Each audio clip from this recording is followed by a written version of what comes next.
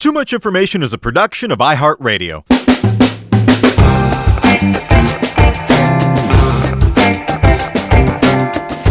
Hello, everyone, and welcome to Too Much Information, the show that brings you the secret histories and little-known fascinating facts and figures behind your favorite music, TV shows, and more. For your two pad-footed prognosticators of pedantry, your time loop-trapped trivia chasers, your small Pennsylvania towns of small Pennsylvania details. I'm Alex Heigl. And I'm Jordan Runtagh. And today, folks, we're talking about a film that's one of the greatest comedies of all time. Nay. No notes. Of any time. One of the greatest films of all time. Yeah. It's almost a fairy tale about self-improvement and rebirth. Oh, yeah. A film that argues you can only escape the rut you find yourself in and seek happiness by letting go of your ego and serving others. Perhaps more importantly, it's a film that elevated an obscure regional punchline of a holiday into a national treasure. That's right, folks. We're talking about Groundhog Day. Woo! I'm so excited. Yeah, good. Not sure what we can add to the mountain of assessments this film has received by minds far better than ours, so we'll just provide this illustrative anecdote. In 2018, the New York Museum of Modern Art debuted a series of films, beginning with Groundhog Day, that they chose after polling 35 literary and religious scholars. The stumbling block towards getting this project off the ground wasn't really for any reason that you would expect. It was held up because there was conflict between the literary and religious scholars polled, because so many of them wanted to be the ones to write about Groundhog Day. I mean, I gotta ask you, did you pick up on all the undertones of this movie when you watched it, presumably as a kid? Because I absolutely did not. No, in fact, I didn't watch this when I was a kid. This was like not one of our like weird family, like Caddyshack for sure, Vacation, Ghostbusters was the big one for me. But like, I don't think I came to this until I was like a teen, and then I was like suspected that there was a lot going on under the hood. But no, not really until I was an adult. I was like, he's trapped in the bardo. You know, like all the philosophy and religious stuff that goes into it. So. Well, there are movies like The Big Lebowski that I feel like from the moment it was released, this whole mythology grew up and around it. And I remember books were written about it and just all this stuff and T-shirts. And it just became this thing that you were sort of, at least for people of our age, were supposed to sort of study. And that just wasn't the case for this movie at all, to my knowledge, until I literally went to film school and was instructed to study it. I had lumped it in with 90s comedies with maturing comedians like Steve Martin in Father of the Bride, or Eddie Murphy in The Nutty Professor, or some Dan Aykroyd thing. I didn't think of it as anything special other than just a good movie. And like I said, it really wasn't until I went to film school and it was literally taught in Screenwriting 101. And my professors just drilled it into our heads that this was a perfect movie, full stop. We had one early assignment in class where we were told to watch Groundhog Day and just write out the dramatic beats. Mm-hmm. And then we brought it into class the next day and discussed it, because it hadn't really occurred to me. It's such a clever illustration of the basic principles of drama, which, is kind of not all that different from the old comedy rule of three. It's status quo is established, then the hero is taken outside of his comfort zone and undergoes a transformation, and then he returns at the end of the movie a changed person. And Groundhog Day is so clever because everything remains the same in this movie except the person. It's so great. Yeah, it's such a funny, it's like, what do you do in the hero's journey when, how does the hero's journey change when the hero does not go on a journey? At all. It's so great. I know that I only have like 4 frames of reference for everything in my life, and I know I just read ahead and I got so mad that you did this. So I know, I'm sorry. Ahead. Well, give me a minute. I liken Groundhog Day to the music of the Beach Boys. Hear me out. It's something that we all sort of grew up with, and on the surface, it seems kind of quaint and a little hokey, but then the more you look at it, you see how complex and borderline genius it is. And you start to pick up on the darkness and the sadness beneath it. Much like learning about the pain and darkness behind the music of the Beach Boys, like Brian Wilson's aborted attempt to compose his teenage symphony to God, which was this Herculean task that nearly killed him.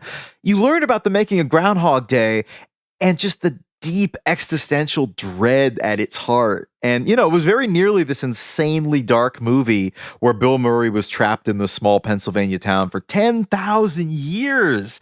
And then you get all the behind the scenes stories about how he was fighting with Harold Ramis, one of his best friends, and children.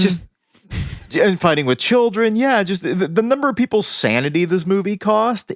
I don't know. I just find it so fascinating, both as a piece of art and the story behind it.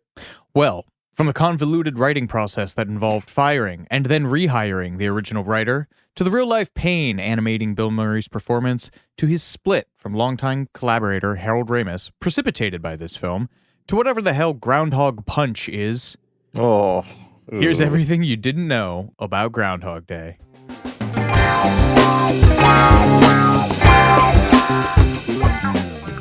We should just start punching in the, I'm alright.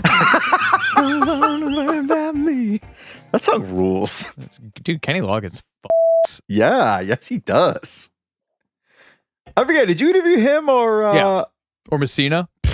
Well, I always get him and John Oates confused. It's the mustache. I don't think anyone cares about poor John Oates. I know.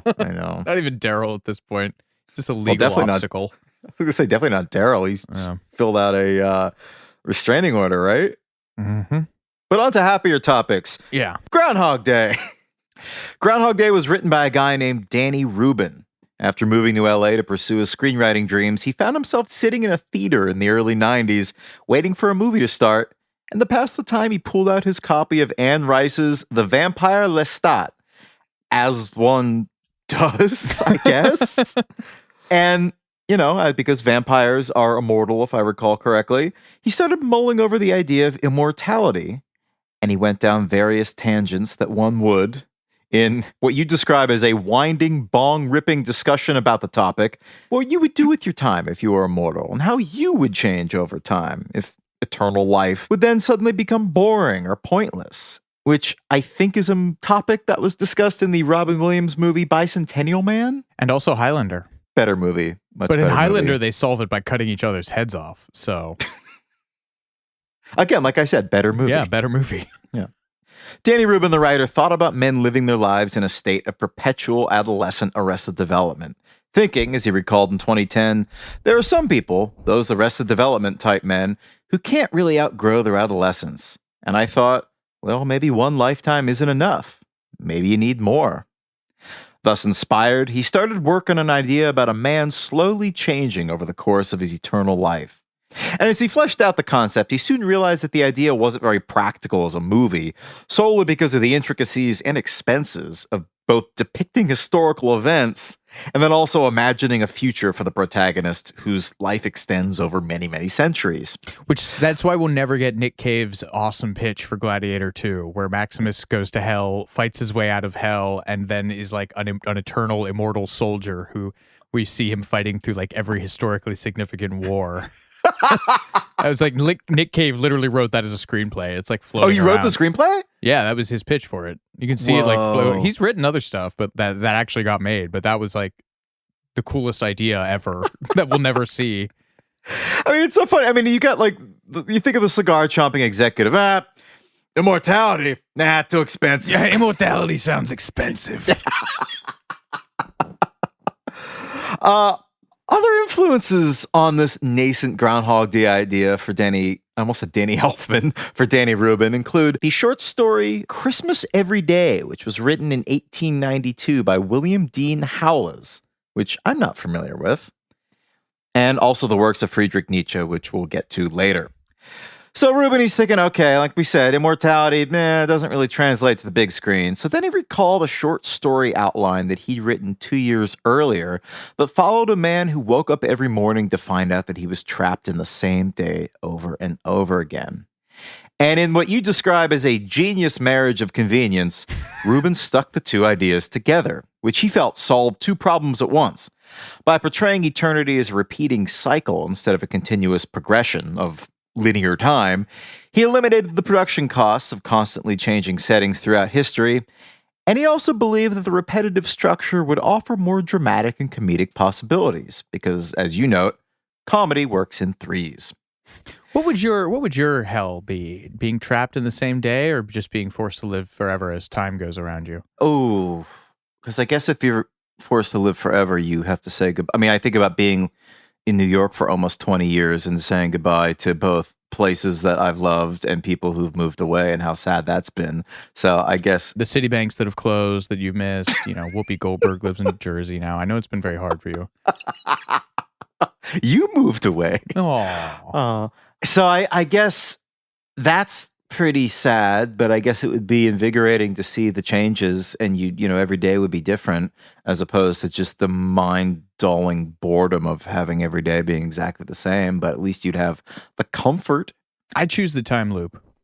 You'd choose the time loop? There's just fewer logistical problems, because if you live forever, what do you gotta like set up bank accounts to like keep falsifying documents to become your own son and your own heir? Like, how do you go to the DMV? Like, when Did you get captured by like guys in white coats at Johns Hopkins once they realize that you're just not dying? And do they put you in like a little glass cage and study you? Yeah, like how do you like if you get like mortally injured, but you are still immortal, like, but you're like, well, I need to get, my hand has been cut off or something, like I need to get this dealt with, and they go there and they like take your blood test and they're like, something's off here, and then the government comes for you. If you're stuck in a time loop, at least I have 24 hours to do whatever I want to do without. Oh, I hadn't thought about that. The consequence-free element. Ooh, that's good. Yeah.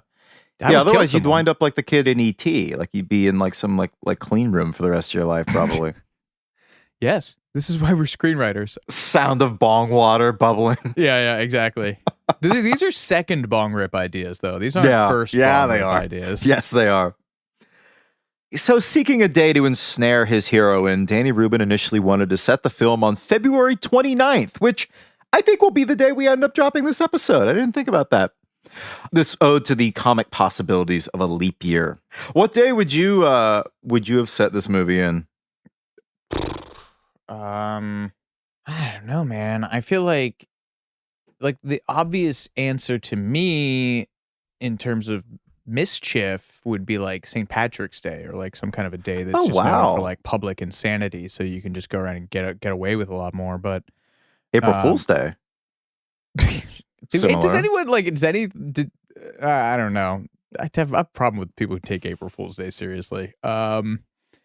Yeah, I would say like St. Patrick's Day, maybe New Year's. People were like reckless and ridiculous on New Year's, That kind of lends it Halloween. That kind of lends it a poignancy of being like, forever, you're forever on the cusp of renewal. Yeah, that's good. Thanks. Not bad. Groundhog Day 2, hog harder. Groundhog Day 2, after the hog. High on the hog. After hog set. Before that's our sad Linkletter trilogy. Before hog set. After hog set. Before hog rise. So Danny Rubin considered putting this movie on leap year. Leap day? Leap day? What are we saying here? February 29th. You know what I mean. Come on. Just keep with me, folks.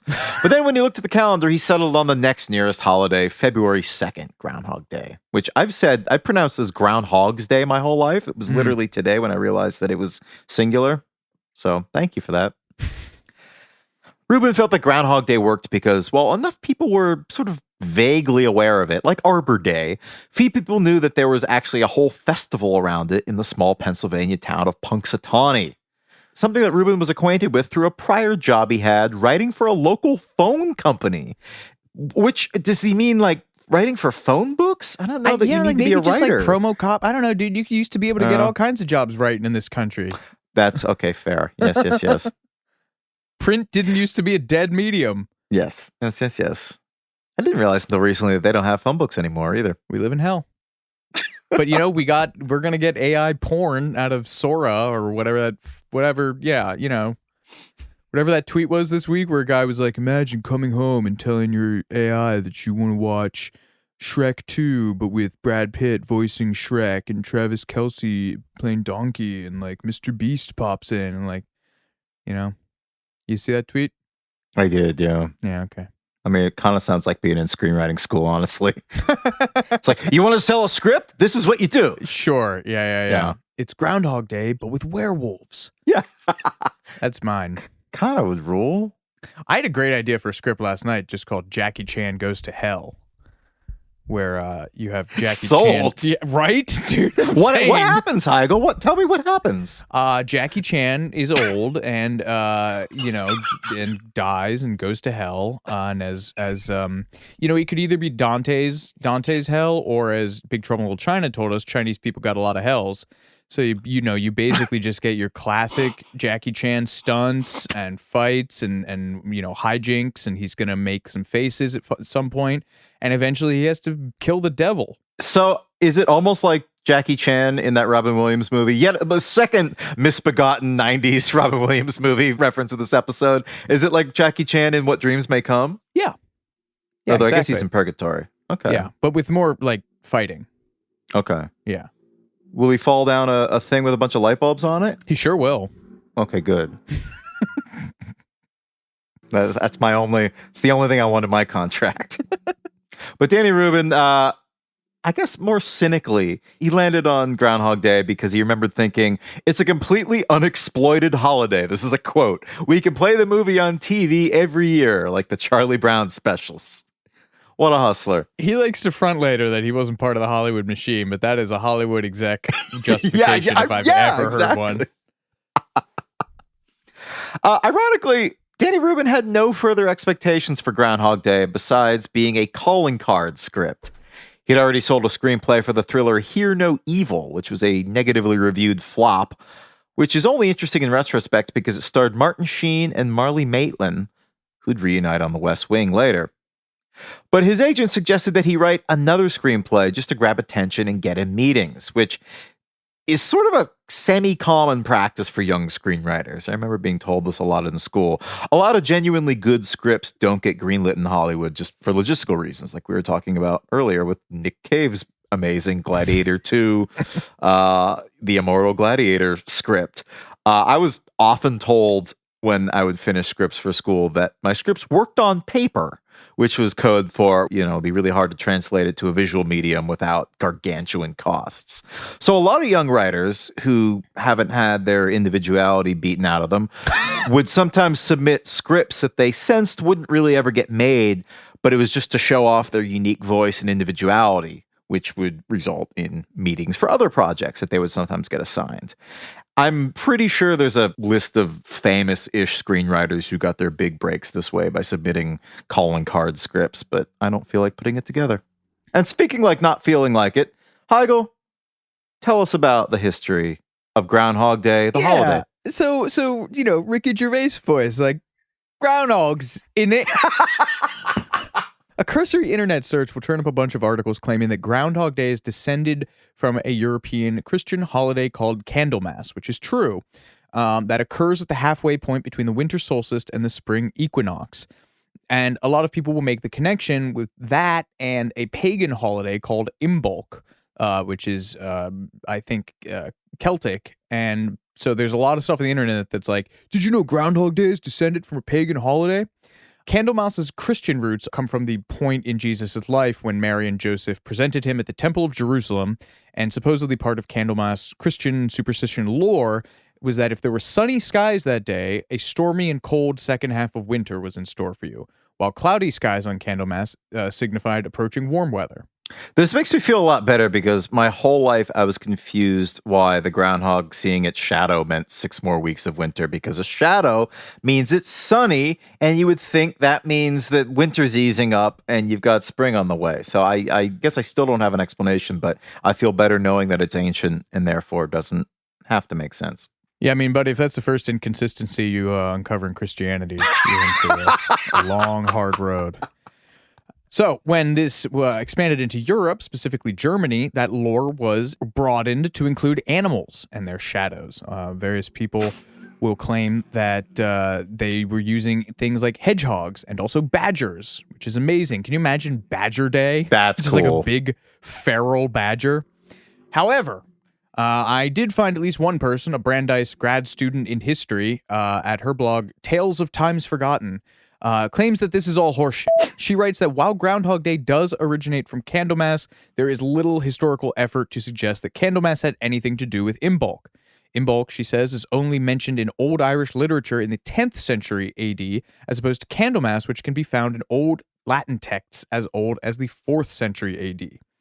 She continues, Candlemas was first celebrated by Christians living in the Roman Empire in late antiquity, whereas Imbolc has historically been celebrated by Gaelic-speaking peoples in Ireland and Scotland, neither of which was part of the Roman Empire in the 4th century. It's hard to imagine why Christians in the Roman Empire would be copying a holiday from Gaelic-speaking pagans from what they would have seen as the distant outskirts of the known world. So there's that. Now you get to ruin people's trivia when they say, do you know Groundhog Day is actually descended from a pagan holiday called which is just a great thing to feel. I've been doing it my whole life. I'm clearly the picture of happiness. So, sally forth, my bitter young trivia pals.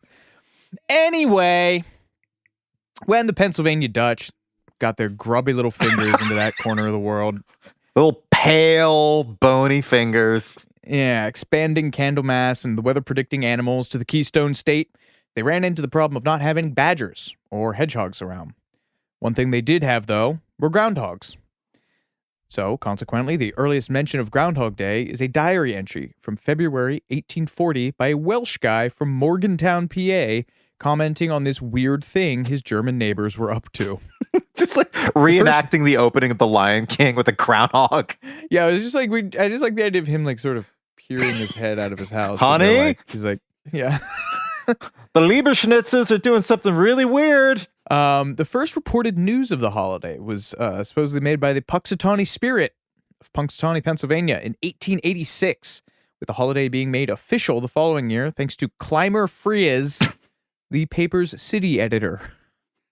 After the inaugural event, sightseers gathered around at the, yes, that is what it's really called, Gobbler's Knob, for a feast made of various groundhog-based dishes and something called groundhog punch. That last thing, which is made from vodka, milk, and orange juice, was said to add 7 years to Phil's life and was forcibly poured down the animal's throat once they caught him. It gets grosser, don't worry. Groundhog was such a treat in Punxsutawney at the time that the Philadelphia Inquirer reported that woodchuck steak was the, quote, gastronomical climax of a banquet held in honor of then Pennsylvania Governor Edward Stewart in 1909. Gobbler's Knob, isn't that a 3-6 Mafia song? Well done. Nice. So wait, I have a question for you. Go on. You said that Groundhog's Day was made an official holiday by the editor of the Punxsutawney Spirit newspaper? Yeah, and people latched onto it, dude. There's whole society. There's like an official society. There's all the. It's like the Masons, man. But we were editors of a much bigger outlet. Can we just create holidays? Well, papers used to have power. We should have a holiday. You should make Badger Day. we should have a holiday. You should make Badger Day. Badger Day is every day of the year in my heart. Incidentally, the rodent's full title, given to him in 1886, is Punxsutawney Phil, Seer of Seers, Sage of Sages, Prognosticator of Prognosticator, and Weather Prophet Extraordinary. Funnily enough, a few states use their own groundhogs to celebrate the holiday rather than relying on Phil, including General Bo Lee of Atlanta, Georgia, Sir Walter Wally from Raleigh, North Carolina, and Birmingham Bill from Birmingham, Alabama. How many of those groundhogs do we think are racist? Yeah, you're telling me. Oy.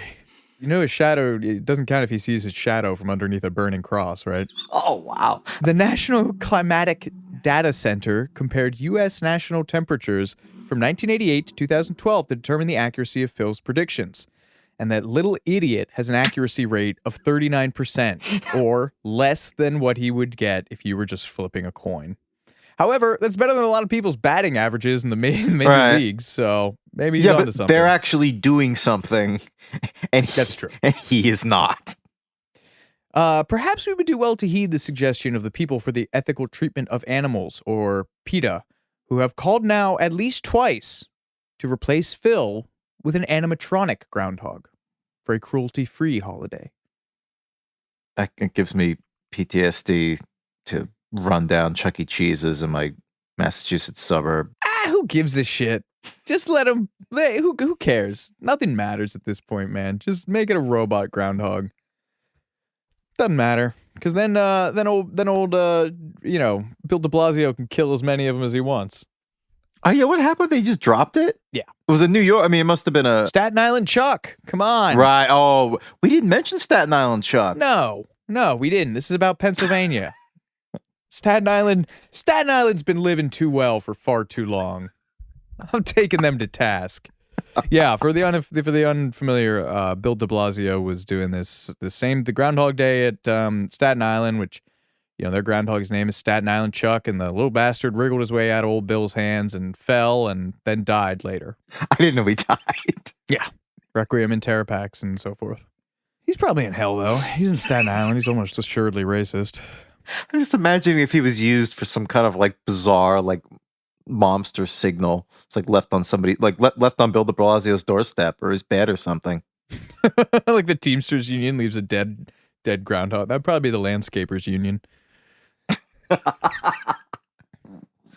Big Phil. Anyway. Big Phil ratted on us. Now he digs with the groundhogs. We're going to take a quick break, but we'll be right back with more Too Much Information in just a moment.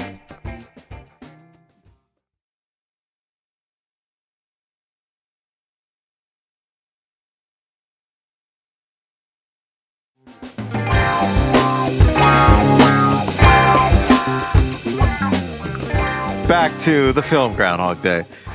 Danny Rubin spent 8 weeks working on the script. 7 of those 8 weeks were making notes to define the rules and characters that inhabit this world, and only 1 week writing the script, which is devastating to me as somebody who's spent 8 years plugging away at a script. The whole time he was writing, he was struggling to figure out why the time loop had happened and trying out all manner of technological, magical, and celestial options to why this happened, why this occurred. Ultimately, he considered the exact cause of the time loop immaterial and felt that the lack of explanation added to the story's themes, saying, "None of us knows exactly how we got to be stuck here either." David Byrne voice, "You may be asking yourself, how did I get here?" He's very right. Again, this is such a smart movie. This is not my large land-based rodent. But as I touched on, as I waxed poetically during the intro, the original draft was much, much darker. For just one of many examples, it opens with Phil, the main character, not the groundhog, I imagine, already stuck in the time loop, and he was already predicting what the radio host would say after his alarm clock goes off, and that goes on to interactions with hotel guests that would culminate with him attacking a pedestrian outside. I think this opening is awesome. I think it's really intriguing because everyone watching is going to wonder why this guy just went out of his hotel or I guess bed and breakfast and just attacked the guy on the street. And why does he know exactly what the radio hosts are going to say? It's really intriguing, right? But studio executives felt that the audience would feel cheated if they didn't get to see Phil's reaction to discovering that he's caught in a time loop, which, as much as I hate to side with the executives, makes a certain amount of sense. It's great to see this sort of slowly dawn on him. It's better for the darker movie that he wanted to make. It's not as good for a family-friendly, technologically advanced, 100% efficient, 90-minute 3-act comedy. Right. Save your in media res bullshit for film school. This is the big leagues. We beat that out of you out here. He wants to open it in media res? I thought we paid her off already. I mean, it was like I was saying earlier, this movie is a masterpiece disguised as standard fare early 90s fantasy rom-com. And that was very much not the movie that Danny Rubin wanted to make.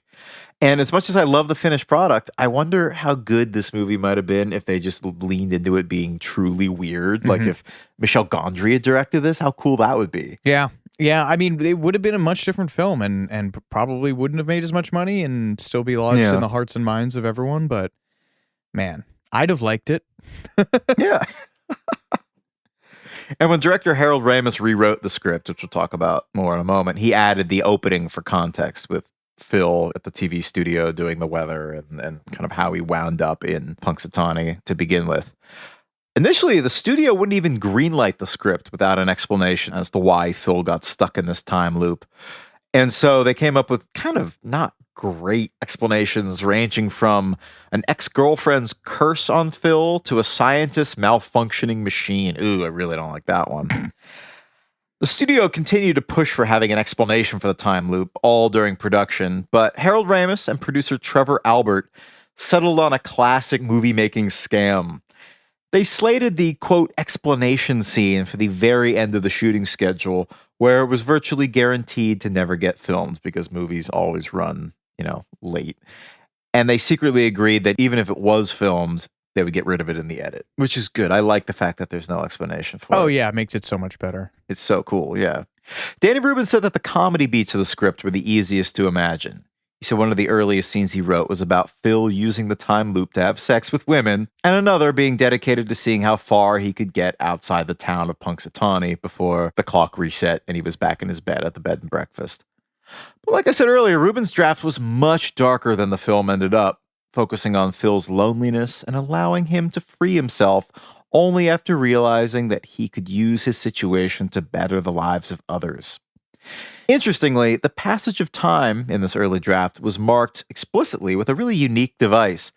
Phil tracks his days by reading one page of a book each day in the bed and breakfast library, and his low point comes when he runs out of books, which means he was there for a hell of a long time. Yeah, we'll get on that. We'll get to that. Don't you folks worry. All the people who've calculated the potential amount of time he was in this time loop. Apparently, in one of the early drafts, Phil was stuck in Punxsutawney for something like 10,000 years. So that's horrifying. The original ending of this early draft features kind of a corny twist. Yeah, it sucks. Phil confesses his love to the Andie MacDowell character, who rejects his advances, which is hilarious because the whole movie she's been portrayed as this angel-type figure.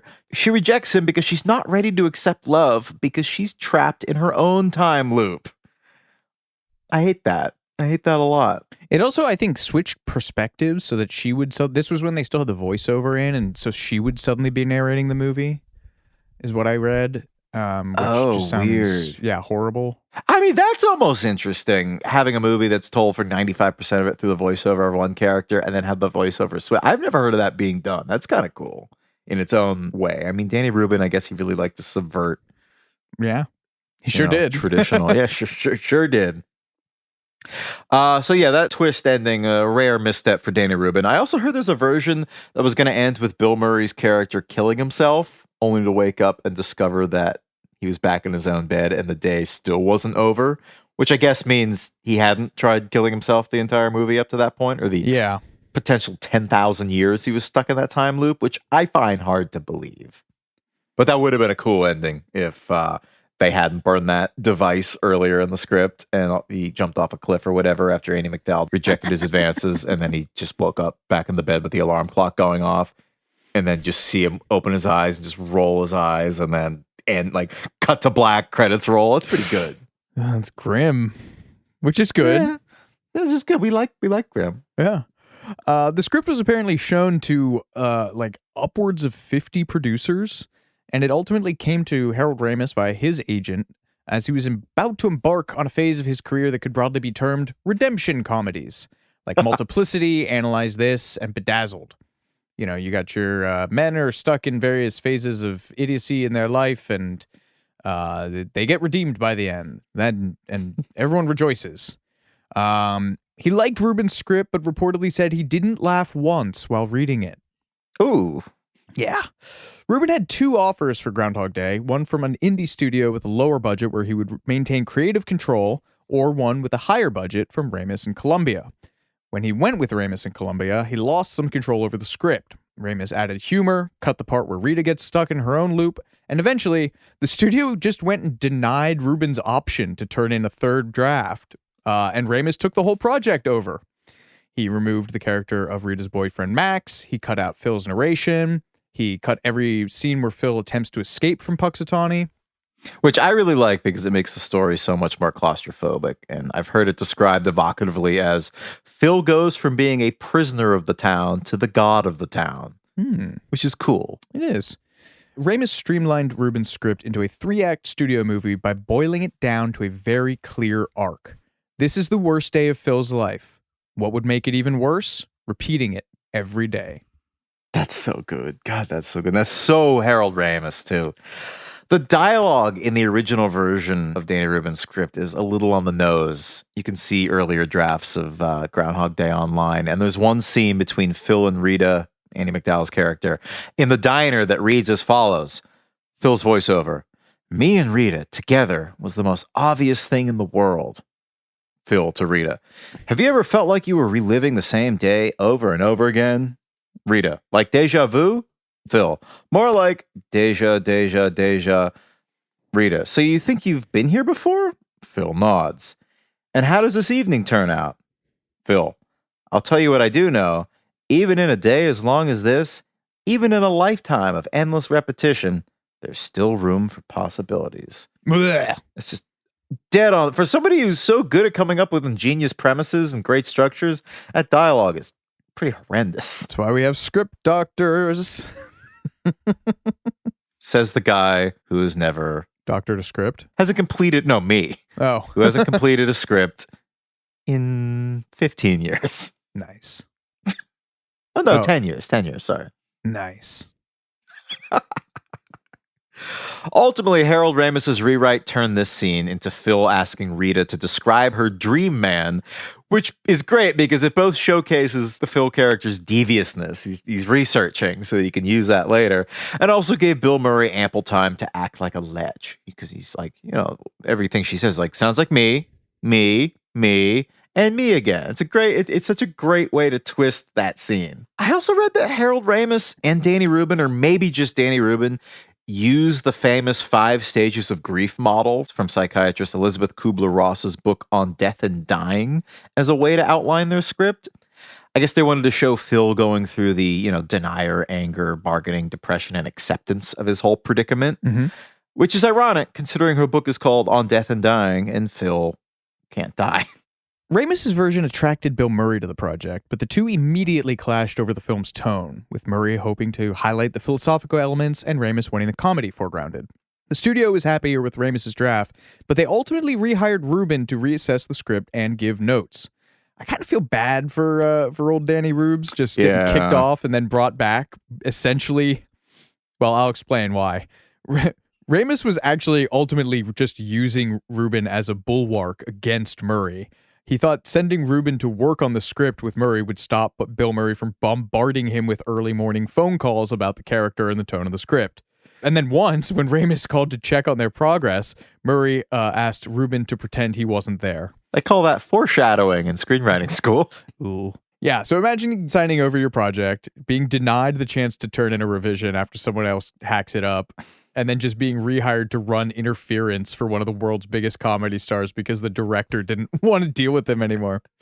Ultimately, Rubin and Murray didn't fare much better. Rubin found Murray's more laid-back approach to writing frustrating, and the pair were still working on a script a month before filming began. They were hewing it closer to Rubin's original before Rubin and Ramis then collaborated on another rewrite, working on individual sections alone and then editing each other's work, before Ramis spent a final few days refining it himself. The process of writing this sounds like an absolute nightmare. Sure does, bub.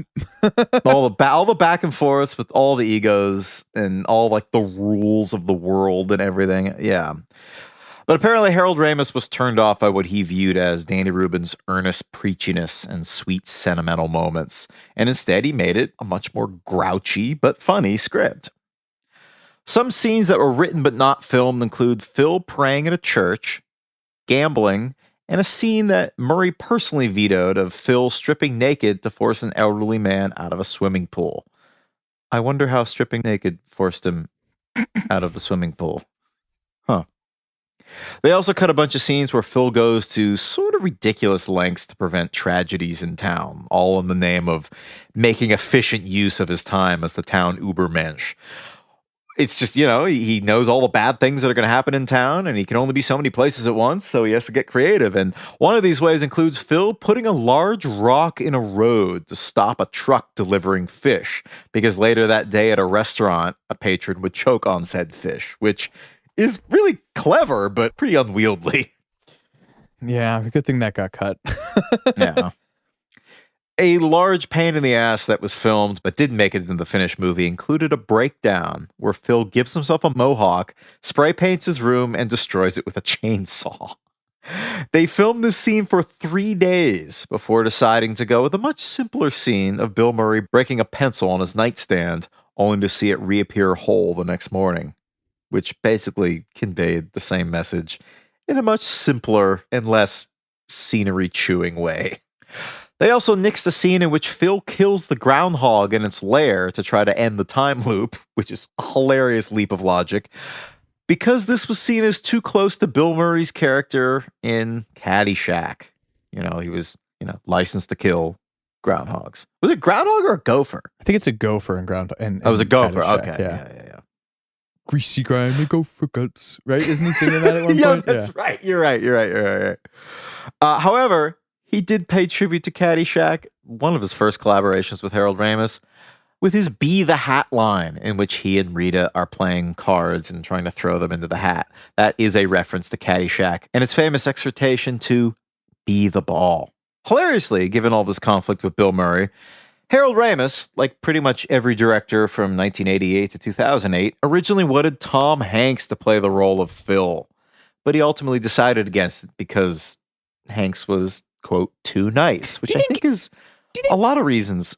Do you think Tom Hanks just had like a dedicated fax machine in some wing of his house that was just getting scripts like 24/7 constantly for every he probably had movie? a separate door with like, leave it at the script door. Yeah. I mean, Jesus Christ. Yeah, he must have had a whole. There must have been his agent. There's no way one agent could keep up with that. No. But also, it's funny how many movies Hanks was considered for, but ultimately didn't get because they thought he was too nice. Weren't we talking about a few recently? I mean, I think I think he opted out of Harry because he thought he was too nice. But I feel like there were a few others we were talking about recently, too. Except Fort and Twister, too. Although it wasn't because he was too nice, but. Just to give you some sense of the tone that Danny Rubin thought this movie was going to be, he wanted Kevin Kline to play the part of Phil, the male lead. I could see that. Yeah. I don't know. You couldn't? Oh. I don't think he could be. I don't know. I guess I'm so used to the character of Phil being this rumpled guy that Bill Murray plays. Yeah. It would have made his sort of winning over of Andy less of a personal turnaround, because Kevin Kline, everyone falls in love with Kevin Kline. Yeah, so he's too refined. Guy's married to Phoebe Cates. Yeah. Michael Keaton was also offered the role, but supposedly he didn't understand the script and passed, which he says he deeply regrets. Other possible leads were Chevy Chase, John Travolta, and Steve Martin. What do you think about those? I think Chevy Chase and Steve Martin would have been amazing because they both have that genuine streak of malice. Like, I feel unsafe around both of those men, as is justified, well justified. Steve Martin, that surprises me. Chevy, definitely, but Steve Martin has a kind of unhinged, he's like a twinkly... Planes, Trains, and Automobiles He's speech. Like a twinkly-eyed older guy now, but there's something about him that just has this... Maybe it's just because I think of him as the dentist in Little Shop of Horrors, but... Oh, wow. There's some kind of darkness there. And Chevy Chase obviously is perfect for the first part, but I don't think his acting chops or personality would enable him to make the turn and become likable, as his real life did not enable him to. No. Travolta would have been bizarre. No, Travolta has neither chop. First of all, everyone is just inclined to see because this would have been kind of pudgy Travolta, so everyone would have just been inclined to see him as just pitiable and he's not funny enough to do all the comic turns. No, that's a miss. Ugh. Did you ever see Michael? I'm angry. Yes, and that's why I'm angry. John Travolta, get serious. He was good in the movie where he was Michael, the fallen angel. It was pretty good. I'm talking about that movie. That pisses me off. It's an awful movie. Okay. All right. Sorry. Phenomenon? Yeah, that movie sucks too. Phenomenon was okay. Jordan, buddy. Pal. My friend. Phenomenon. But Harold Ramis decided on Bill Murray. And when Danny Rubin expressed doubts about Murray's ability to veer from unlikability to sweet, Ramis assured him, "Don't worry, this is what Bill Murray can do. He can be that nasty and still make you like him." Co-star Andy McDowell agreed, later saying, "Bill's a jerk, but he makes you laugh." I find it surprising that Danny Rubin doubted Bill Murray's ability in this movie, because the role is basically the exact same role that he played in Scrooged, where he's this unlikable guy at a TV station who learns to become a better person through supernatural circumstances. Yeah, exactly. So that's surprising. Also, like, who are you, first-time screenwriter Danny Rubin, to like cast aspersions on one of the biggest comedians in the world, Bill Murray? Like, all right, bud. I guess we'll take your notes, Danny. Get the out of my office. But continuing the through line of Bill Murray being a champ to everybody who he was not working directly with or who wasn't in Hollywood, the guy who played Ned Ryerson, who we'll talk to in a minute, Stephen Tobolsky, recalled pointing out to Bill that the residents of the town where they were filming gathered to watch, and they all looked hungry.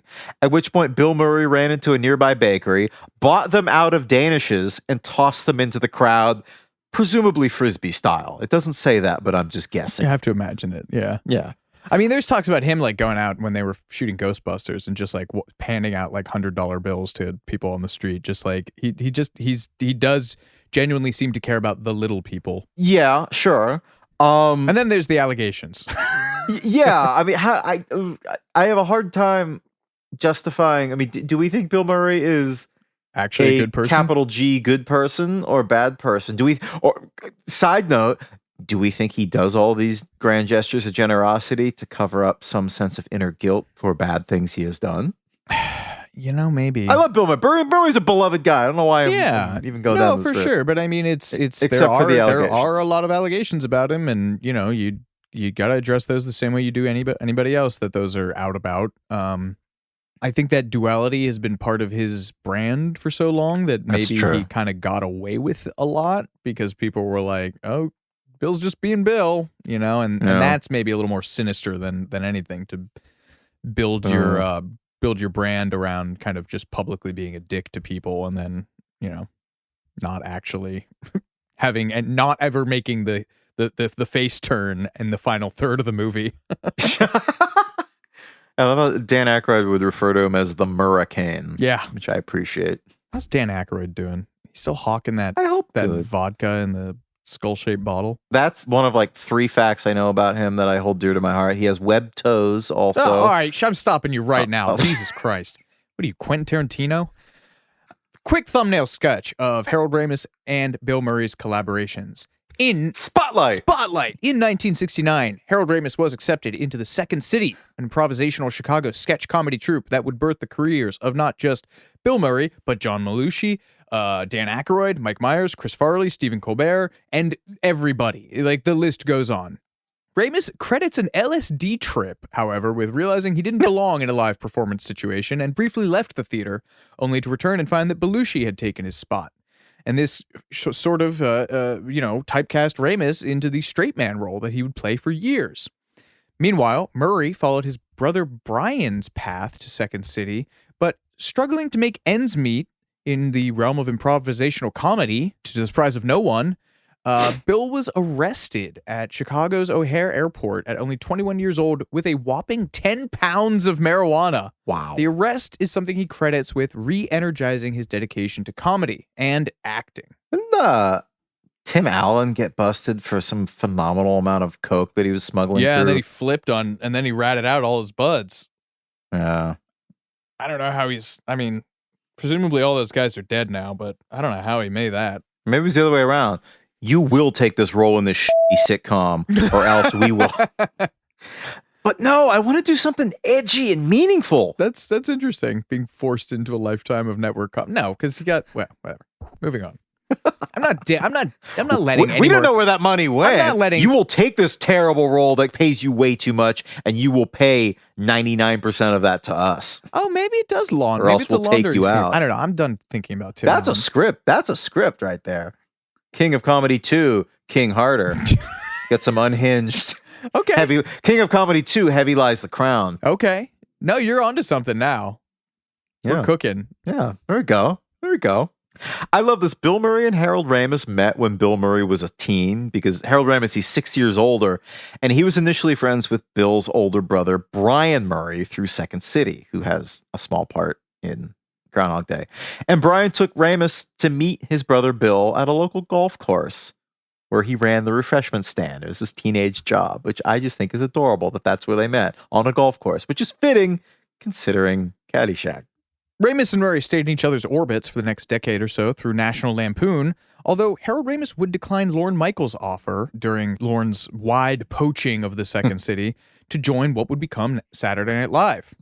Ramis and Murray's stars rose concurrently. Harold Ramis drafted the script for National Lampoon's Animal House, which became a record-breaking hit, while Bill Murray was coming up as one of SNL's featured stars. Working off a Harold Ramis script, Ivan Reitman picked Bill Murray to headline his film Meatballs. You ever seen that? I've never seen that. Yeah, it's fine. According to legend, at least, no one was sure Bill Murray was actually going to play the lead in Meatballs until he actually showed up on the first day of filming, setting the tone for his life. Yeah. Meatballs was a hit, setting off one of the most successful pairings in film history. Ramis and Murray's hot streak would grow to include Caddyshack, Stripes, Ghostbusters, and to a lesser extent Ghostbusters 2, and eventually Groundhog Day, their sixth collaboration. So that is the male lead for the movie. What about the female lead for the movie, the role of Rita? That was an awful segue, buddy. Keep that in. I want folks to know how you're struggling. It'll humanize you. Everyone listen to Jordan die on air. It's a Friday night. It's a long week. This boggles my mind to the point where I almost think it was somebody in a listicle 15 years ago writing it as a joke, and it just got picked up in the listicle echo chamber, and now it's taken as canon.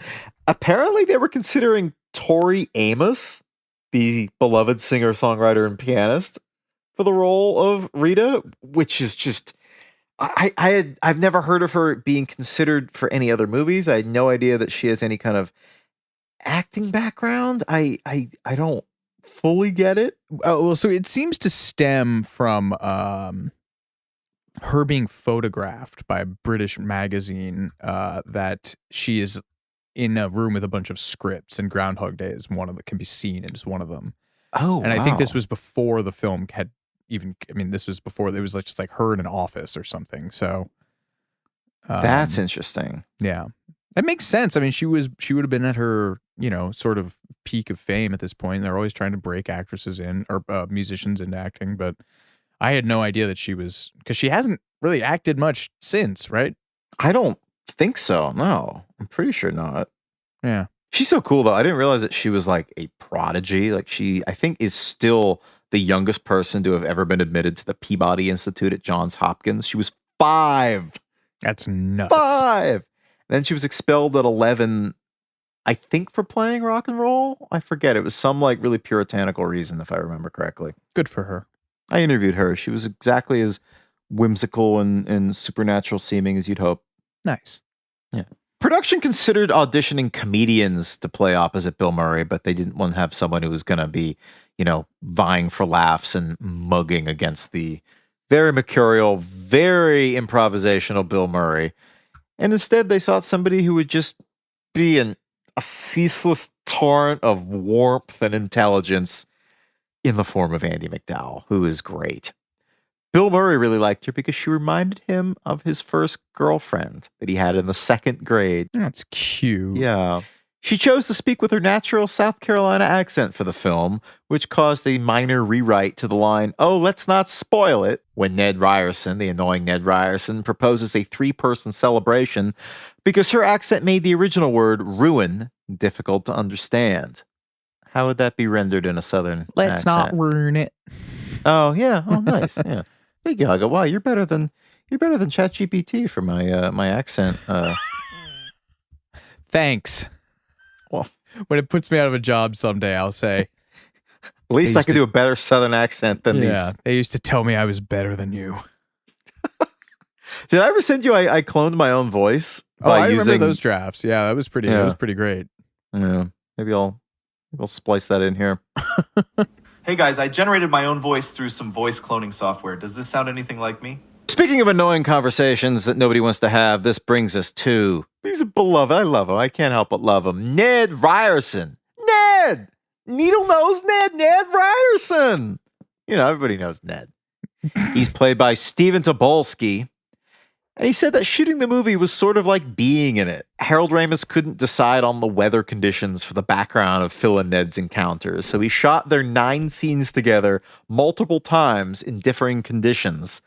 Yeah, I hadn't really thought about, all the scenes that they repeat pretty much across the board. At least the outdoor ones had to be shot on exactly the same day for continuity reasons. Yeah, it's insane, man. Especially trying to do it where they shot it, which we'll get to. Yeah, no, it's really insane.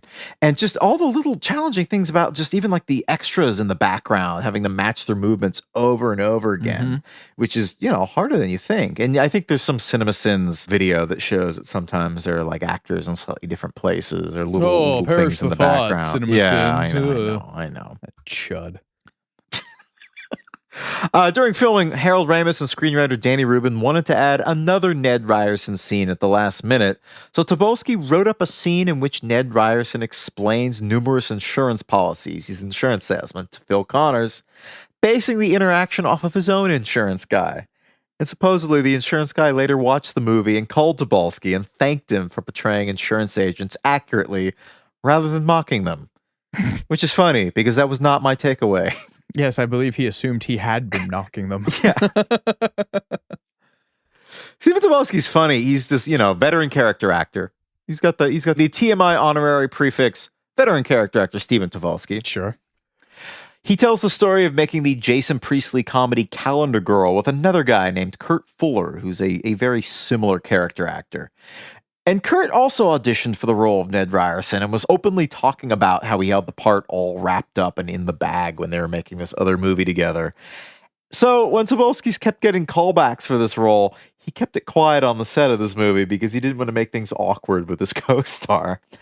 And so when Kurt Fuller comes in one day all pissy that he didn't get the role at all, he learned he'd been passed over, Tobolsky kept his mouth shut. And then at the Groundhog Day premiere, Tobolsky exits the theater and he sees Kurt Fuller was in attendance for some reason and staring him down. But Fuller apparently was gracious. He came up to him and said, "Well, you took my part from me, but at least you did a good job." And Tobolsky, he's funny. He does a lot of talks and one-man shows and monologues, and you can find clips of these on YouTube. And yeah, they're worth watching. They're cute.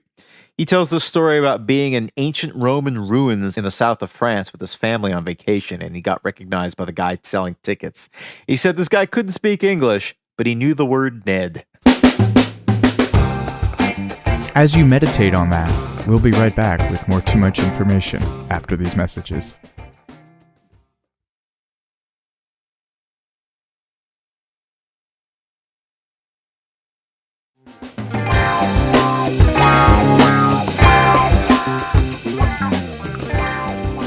Ironically, given that the film catapulted Punxsutawney, Pennsylvania, to new levels of fame, the 3-month shoot actually took place in Woodstock, Illinois, 50 miles outside of Chicago, not far from where Ramis grew up. Part of the reason he chose it. However, the continuity error showcased in the CinemaSin, if you will, is showcased in Ned Ryerson's scene, where you can clearly see a sign in the background reading Woodstock Jewelers. They scouted over 60 towns for the location before settling on Woodstock, which even came equipped with the pothole that Phil steps in. I've seen conflicting explanations on this. Why'd you make me read it then? Well, no, I've seen some people said that was an actual pothole in town, and other people say that the production actually created what surely must be the most famous pothole in cinema. However, I do know that there's a plaque in town that reads Bill Murray stepped here on the sidewalk where that pothole is, which I think is great. The town of Woodstock is really adorable in the way that it leaned into Groundhog Day tourists, which is very much a thing. They sell all sorts of merch like stuffed groundhogs, and there are fans of the movie who regularly get married on the bandstand in the center of town, which is cute? Question mark? I think I'll give it to him. You know what? Why not? Yeah, why not let him have that? Yeah. Woodstock now capitalizes on its cinematic fame by having its own Groundhog Day with its own rodent, unimaginably named Woodstock Willie. Get your own thing. Production's choice backfired, however, when the people of Punxsutawney, offended by this decision, didn't allow their sacred hog to be used for the film.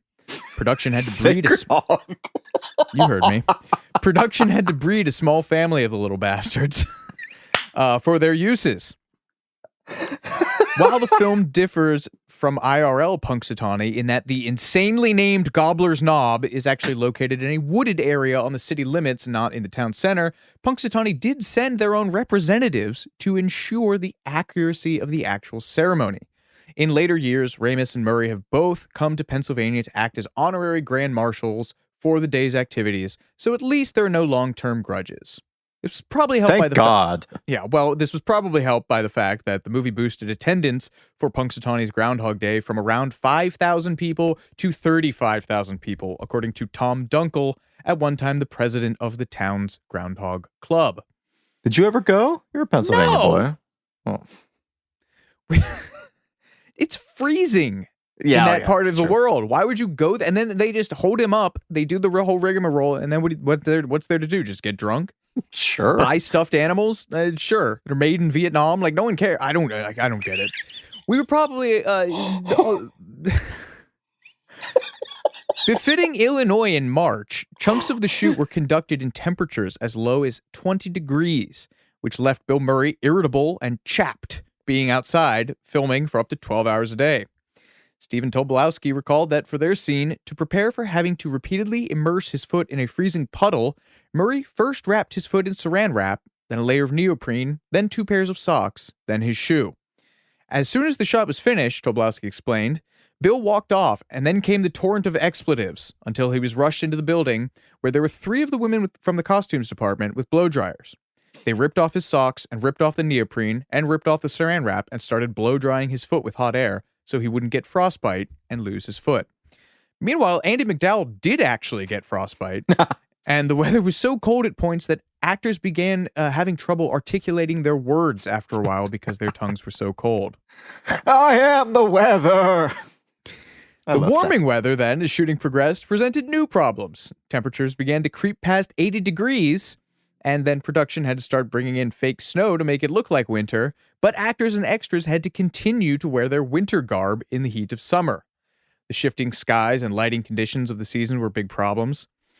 And as his own shorthand, because the film was shot out of sequence, Murray developed a quick guide for his own character consistently, repeatedly interrupting Harold Ramis's pre-take instructions by just asking, "Just tell me, good Phil or bad Phil?" I mean, I think it was slightly mean-spirited. It was like Harold Ramis trying to be a director and give him motivation and talk about the performance, and Bill Murray just dismissed it. Just tell me, good Phil or bad Phil? Yeah. Well, despite the prevalence of scenes shot in what is supposed to be the Tip Top Cafe, that is not a real place and was created specifically for the film. However, after the movie's success, a real restaurant named Tip Top Bistro opened, which then transitioned to the Jackie's Cookie Shop, Bella's Gelateria, a Caribbean chicken place, and, per your Google Map search, a taqueria. Reads like the worst Joni Mitchell song ever. Hey-o! Hey, Tip Top Cafe, put up a taqueria. I was just gonna say most disingenuous laugh in all of music history. My fake Joni laugh. That's a soundboard I want. Ooh. Okay. Let's see. No, I don't want. I don't want. Do not want. Yeah, be careful what you wish for, bud. For Phil's pastry gorging scene, Bill Murray was offered the use of the customary Hollywood spit bucket, which is a disgusting bit of out-of-frame movie magic for actors to spit screen-used food into instead of making themselves sick by actually imbibing in food take after take after take. Bill, however, declined and actually ate most of what his character did, though he later admitted to getting sick after eating too much angel food cake. I think there's a story of Elizabeth Taylor's, I think it was her third husband, died in a plane crash while she was making Cat on a Hot Tin Roof with Paul Newman. And the director of the movie, I forget his name, she stopped eating. She was so depressed, she just stopped eating, was losing all this weight. And to try to get her to eat, he kept asking for more and more takes of every scene where they were having dinner. I think there was a scene where she was like eating cake or something, and he kept asking for more and more and more takes just to try to get her to eat. Oh, the things we do to women in Hollywood. Well, I think he was worried about her. I think he was trying to. Or he was worried about his dailies. I didn't think about that. And therein lies the difference. Yes. One of Groundhog Day's hallmark Easter eggs is on display in the diner scenes. You'll notice that all the clocks in the background of the diner are stopped, representing Phil's whole stuck-in-time situation. It's on the nose, but it's effective. It's cool. Mm-hmm. There are also some time-related errors in the film, though.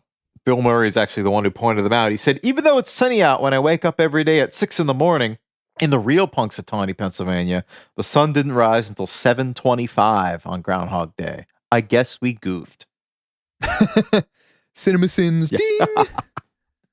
Speaking of the wake-up scene, the detail of Sonny and Cher's irrepressible "I got you, babe" greeting Phil on his eternal day was apparently in Danny Rubin's script from the beginning.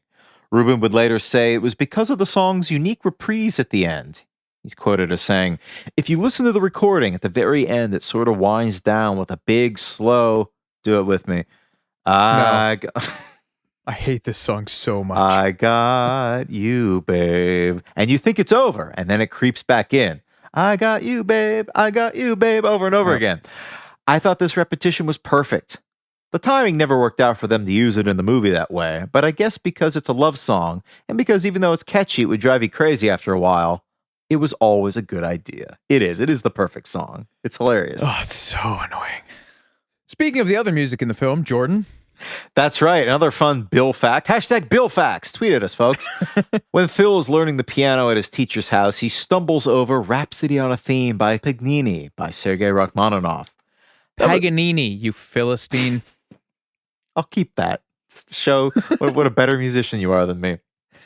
Just a more well-read one Yeah. in certain genres, perhaps.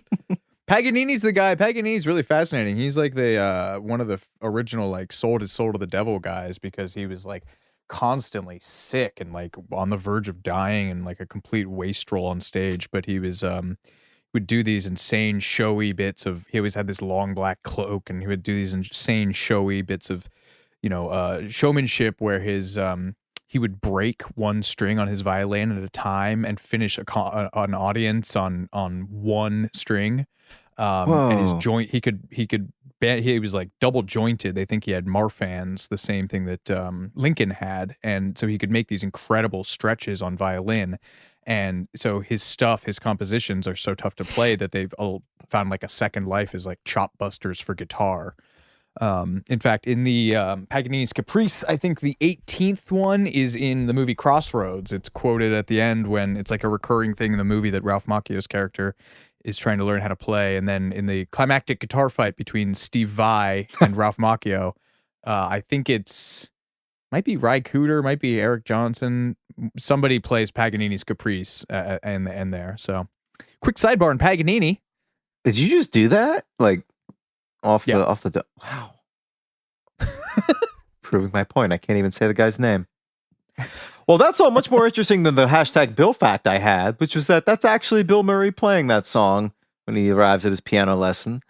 Though Bill doesn't read sheet music, he learned most of it by ear. But he's quite a musical cat. He's done performances backed by different musicians live. He has an album out with a cellist, I believe. Was he really? I know he was like he played sings. like He doesn't play Crossroads piano music on festivals with like Yeah. Clapton. Ugh, Clapton. Danny Rubin and Harold Ramis deliberately omitted the many deaths that Phil describes in the film to keep things appropriate for all ages. Trying to explain what's happening to him to Rita, he states, "I've been stabbed, shot, poisoned, frozen, hung, electrocuted, and burned. These have been interpreted as nods to either Grigory Rasputin, the famously insane whisperer to the Tsar Alexander, who was Tsar Nicholas. mystic. Tsar Nicholas, please excuse me. I don't care about Russian culture. Except for Grigory Rasputin, who after being, granted too much access to the family and running roughshod over all of the women, was poisoned stabbed, shot, castrated, and drowned, and was probably still alive until right at the point when he drowned, after being like wrapped in it. Didn't they like wrap him in a carpet too, just to make sure? Yeah. Or this could also be seen as a reference to Ghostbusters 2, where the main villain, Vigo the Carpathian, is said to have died after being poisoned, shot, stabbed, hung, stretched, disemboweled, drawn, and quartered. You got your Paganini moment. I wanna amend my. It was actually Tsar Nicholas II, and it was really his wife, the Tsarina Alexandria, who looked to the famous mad monk as a trusted advisor. And after he was killed, according to legend, his penis was cut off and then I believe pickled. It was bought for $8,000 and now resides in the Museum of Erotica in St. Petersburg. And you have sent me a picture of it in the chat. No, I didn't. That's Bill Murray playing guitar with Eric Clapton, which is more offensive. No, that's much worse. It's because the kid had. It's 12 inches. It's because her kid had hemophilia, right? Yeah. Yeah, man. Russians. Despite the deaths being omitted, there was a bit of real life calamity that befell Murray from his Groundhog scene partners. Specifically one of them, Scooter, who Murray claimed hated me from day one. In the scene where he abducts Phil and drives off with it, the animal bit him repeatedly through his leather glove. Murray recalled in an interview, I went to the doc and said, hey, I got bit by a groundhog. Should I get a rabies shot? He said, well, no. You mean I'm not going to get it? Well, no. See, we don't know if groundhogs give rabies. And I'm like, because you don't know, you can't give me a shot? He said, that's right. And what if I get it? Then what? He said, then we'll know, won't we?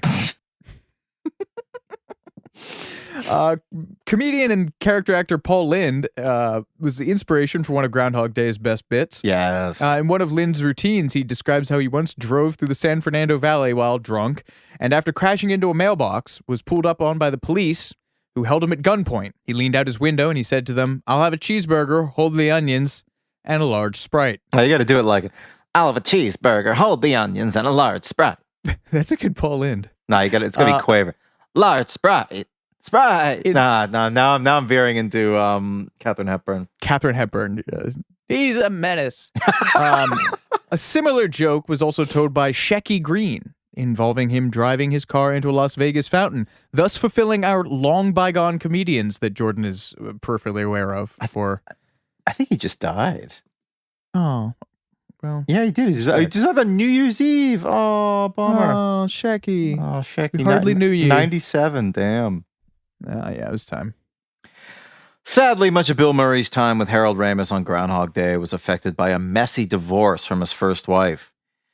Bill poured himself into the role of Phil, which manifested in him annoying Ramis with all those early morning phone calls we talked about earlier during the script development, and contributing to a dynamic that ultimately led to their creative split. That difficulty carried into filming. At one point, when he was filming a scene in a car with Andie MacDowell, Murray just, according to Ramis, took off for like 15 minutes. Which doesn't sound like much, but filmmaking, when everything's planned like a military maneuver, that screws you up. Yeah, I mean, Jim Cameron freaked out at Arnold Schwarzenegger for it on the set of True Lies. That's right. I was thinking about that, yeah. Harold Ramis said Bill would be, quote, irrationally mean and unavailable and was constantly late. Later would recall that he just told Bill just what we tell our children. You don't have to throw tantrums to get what you want. Just say what you want. As we touched on earlier, they clashed heads from the earliest days of the production when it came to the tone of the movie. Danny Rubin would recall, they were like two brothers who weren't getting along, and they were pretty far apart on what the movie was about. Bill wanted it to be more philosophical, and Harold kept reminding him that it was a comedy. There's one scene in the film that you'll never watch again the same way after knowing what we're about to tell you, so we're sorry. It's the scene where Phil is reading to Rita after she falls asleep. That actually happened to Bill Murray. His wife had fallen asleep on their wedding night after drinking too much champagne, and Murray read to her as she slept. Ouch. Yeah. The relationship between Murray, Ramis, and the rest of production got straight up toxic. In the scene where Phil gets into a snowball fight with a bunch of kids, Harold Ramis directed the kids to pelt Bill as hard as they possibly could with snowballs, and when Bill figured it out, he just started pelting them back. I think Ramis gave him like ice balls too. I think he gave him like. He asked Andy McDowell to really slap him in one scene. And according to Harold Ramis's daughter Violet, one day on set, Harold finally lost his temper, something he rarely did, and screamed at Bill, grabbed him by the collar, and shoved him up against the wall. The two fell out after filming Wrapped and didn't speak for 20 years or something like that? Some friends theorize that Murray had come to resent Ramis for his role in helping Murray's star rise.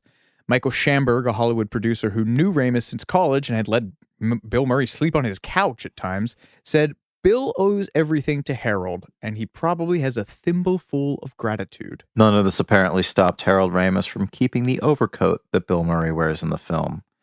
Do you think he smelled it occasionally to remember his friend?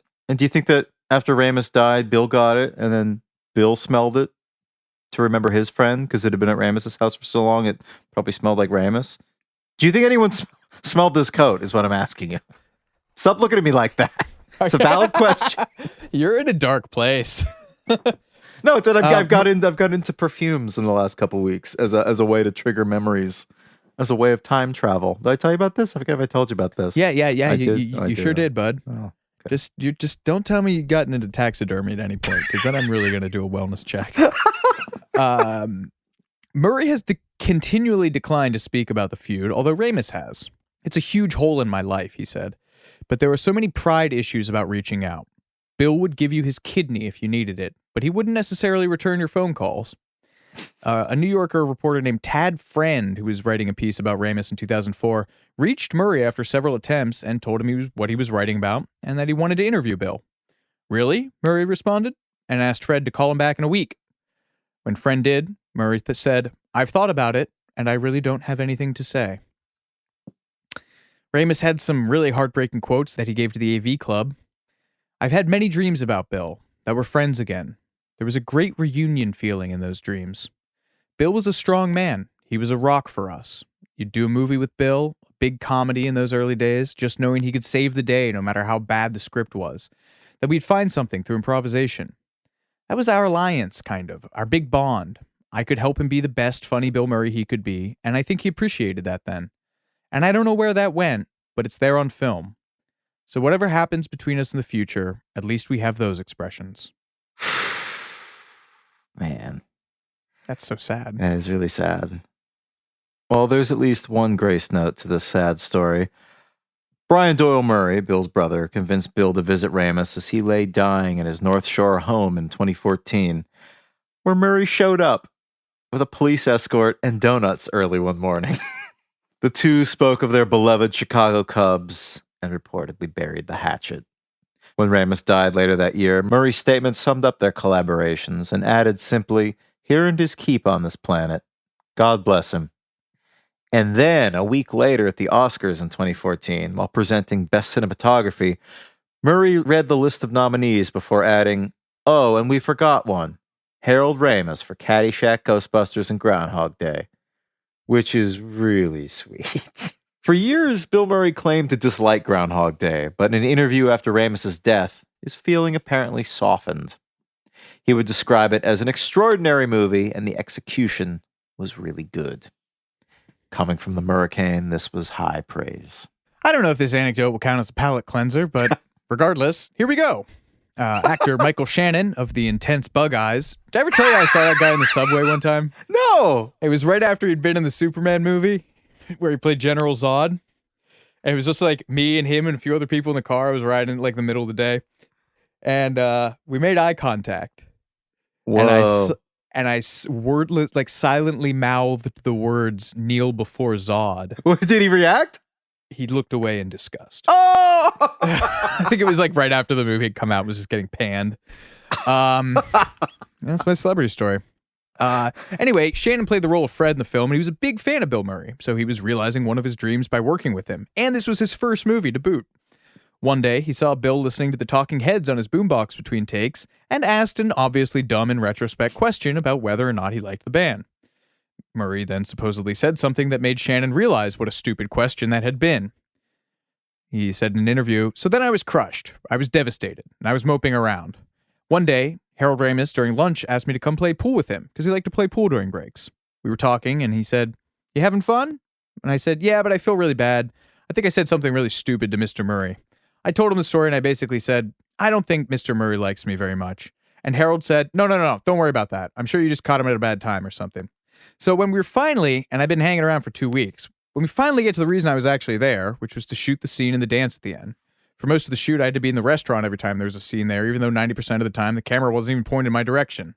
They just wanted all the same people in the restaurant. Anyway, we finally get to the big dance scene, and I'm really excited because I'm finally going to get to do some acting. And we're rehearsing, and Bill Murray and Andy McDowell are going around to all the different people, and they come to us. And Harold comes up, and he says, now before we rehearse this scene, I want Bill to say something. And Bill turned to me, and he was like, I like you, Mike. I'm not upset with you. I'm sorry if you thought I was upset with you. Harold Ramis had gone to Bill Murray and told him that he had hurt my feelings. It was really one of the strangest things that ever happened to me. I couldn't believe it. Would you be mortified? I would be, because the way that Bill Murray would deliver that, you couldn't tell if he was being passive aggressive or not. Oh, I just like hearing was. Bill Murray say, I like you, I'm not mad at you, could be the most devastating thing that ever happened. That's so weird. That I mean, I guess that's the perfect. But good Bill on Murray Ramis, anecdote. I guess. Yeah. Well, I don't know. It's a part of me that thinks he made it. They were just playing sick mind games. with each other, no, you you're know? right. You're right. Yeah, it probably came out during an argument. You're making the whole cast feel shitty. You know, that new guy's his first damn movie. He loves you. You broke his heart.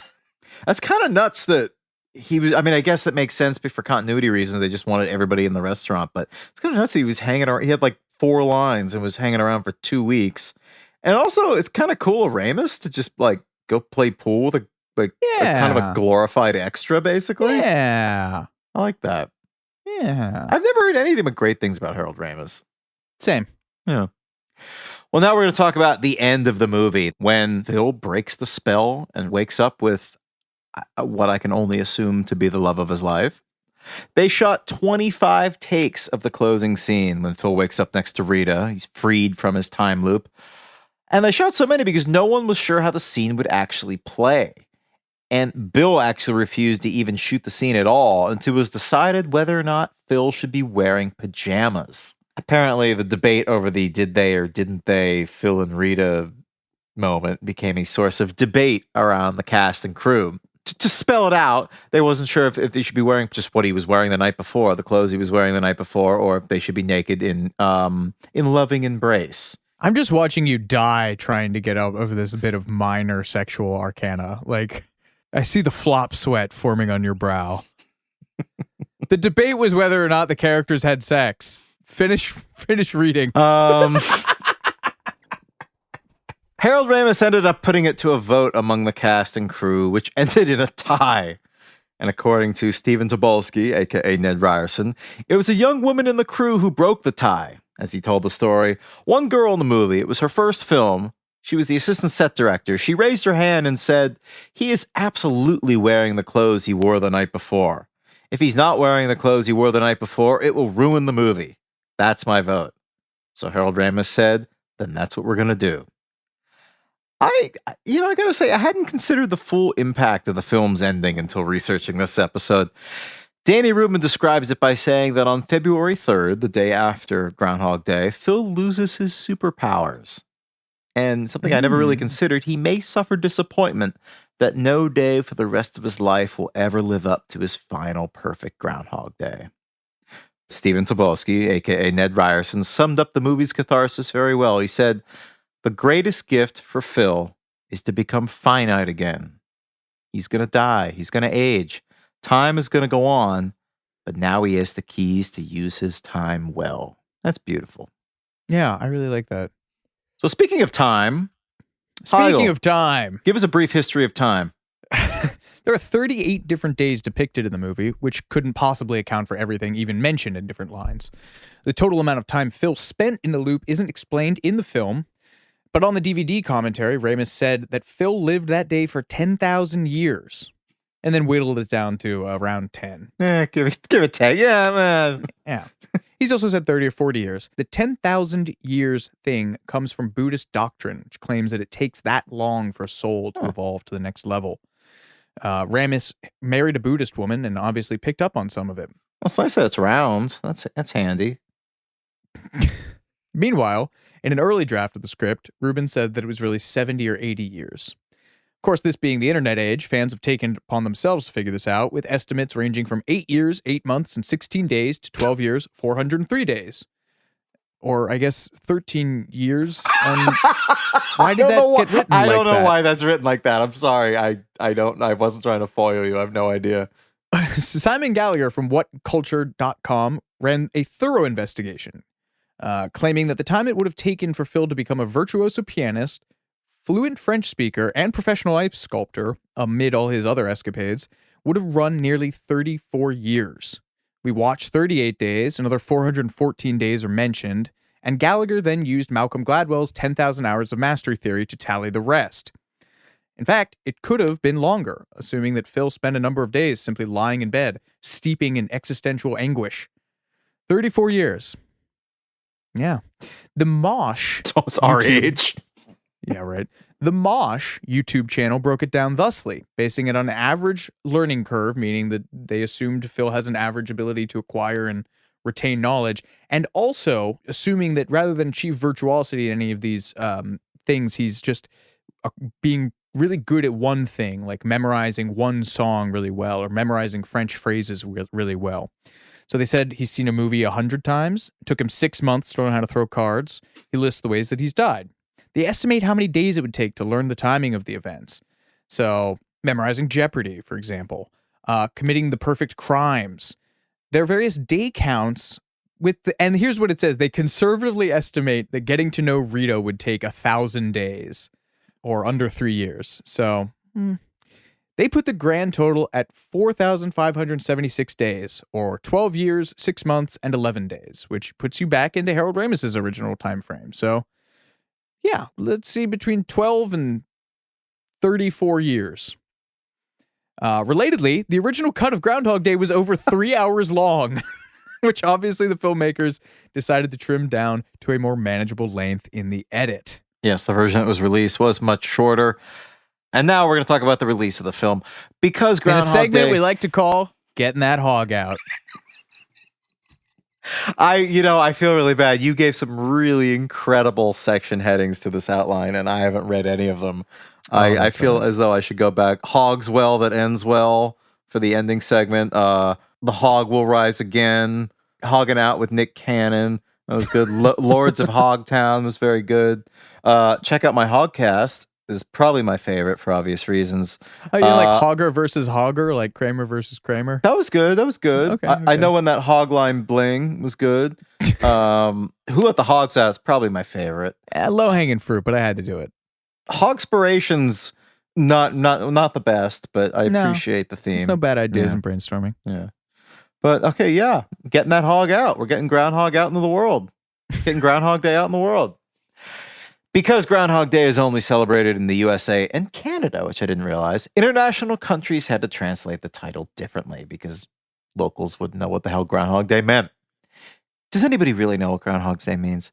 In Sweden, the movie translates to Monday the entire week. And although the film never clarified what day of the week it is, most fans speculate that it's Tuesday, the date of Groundhog Day in 1993.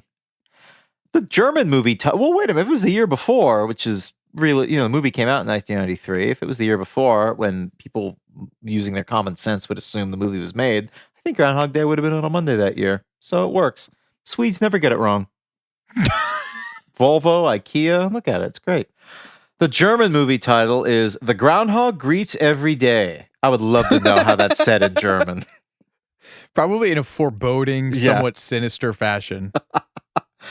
And after the movie debuted, this phrase, the groundhog greets every day, became a humorous proverb for Germans, meaning something that is frequently repeated, particularly something irritating and awkward.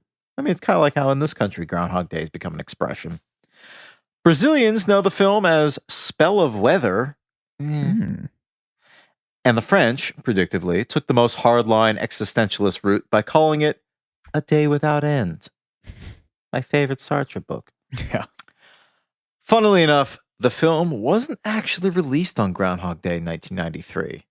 An honor that you note instead went to Homeward Bound, a movie I saw with my father and cried during, an experience that taught me about shame. Well, I mean, they do plan this stuff, so you have to wonder, that was coming out, was that Touchstone or Disney? They must have, I think it was Disney.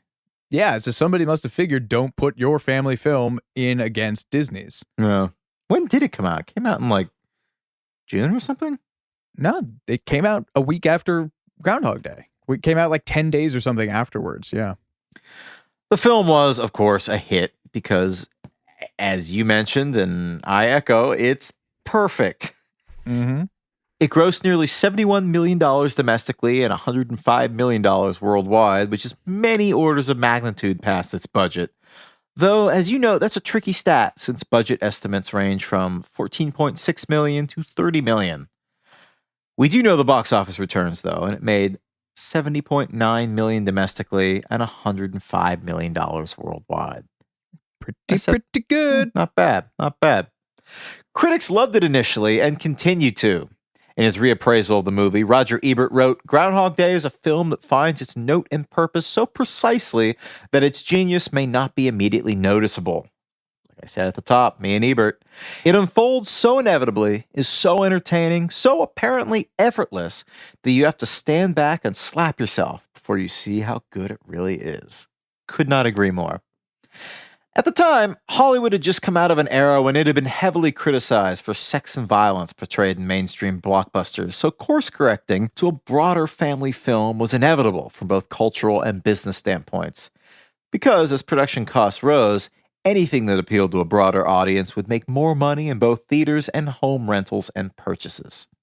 By 1993, the three all-time highest-grossing films in North America were family-oriented. E.T., the Extraterrestrial, Star Wars, which I don't know if I'd classify as family-oriented, but okay, and Home Alone. That's hilarious. It's so funny to me how much money Home Alone made. Yeah, right. Columbia Pictures chairman Mark Canton said that PG-rated films were much more likely to make over $100 million compared to adult-oriented fare, so Groundhog Day was rated PG, and the film's buzz seemed to position it as a potential sleeper success.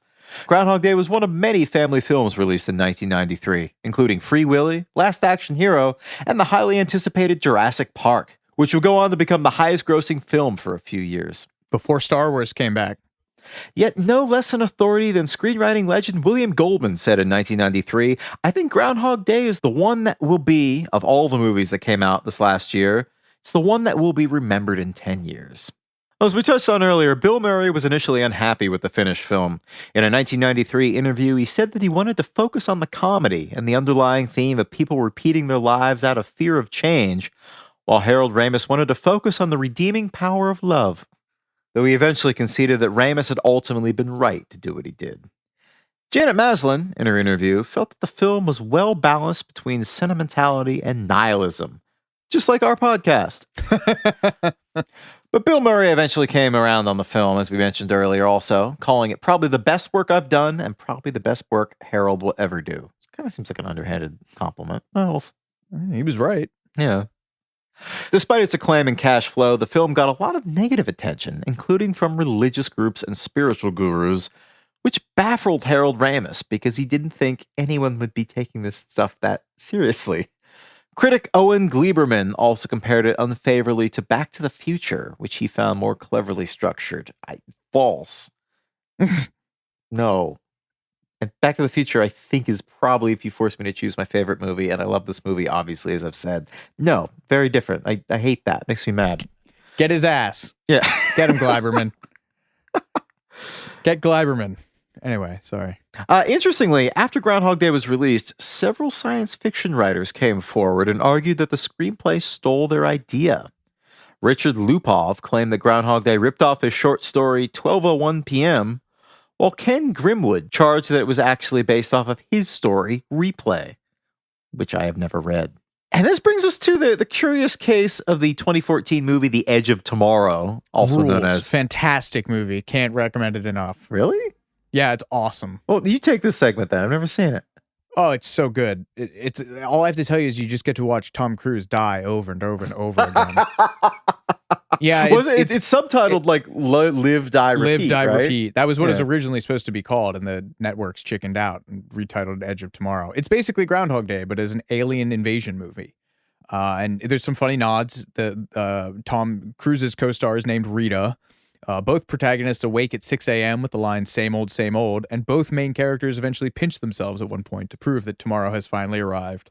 Was that intentional? It must have been intentional. I'm sure. And I think there's another one. There's another one too. It's is it Happy Death Day, where it's like a slasher film where there's a woman trapped in a Groundhog Day scenario, but a serial killer's after her.